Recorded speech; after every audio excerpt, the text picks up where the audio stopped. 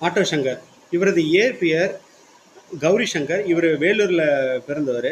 1980களிலிருந்து 1991 காலகட்டம் வரைக்கும் பல கொலைகள், விபச்சாரங்கள் மற்றும் இவர் மேலே பதியாத வழக்கே இல்லைன்னு தான் சொல்லணும்.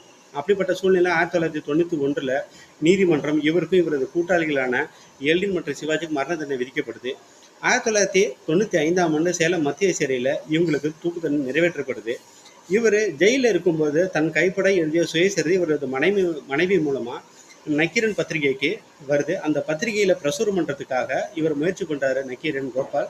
ஆனால் அதை தடை விதிக்குன்னு சொல்லிட்டு பல அரசியல்வாதிகள், பல அதிகாரிகள்லாம் அவருக்கு தொல்லை தராங்க. இதை எதிர்த்து சுப்ரீம் கோர்ட்டில் ஆர்டிகல் 19 பிரகாரம் கருத்துரிமையை சிதைக்கிற விஷயமா இருக்குது அப்படின்னு சொல்லிட்டு இவர் கோர்ட்டில் ஒரு வழக்கு தொடுக்கிறாரு. அந்த வழக்கில் வெற்றியும் பெற்று பிற்பாடு பார்த்தீங்கன்னா நக்கீரனில் ஆட்டோ சங்கரோட சுயசரிதெல்லாம் பிரசுரம் நினச்சி இந்த ஆர்டிகல் 19 வெற்றி பெற்றது தொடர்பாக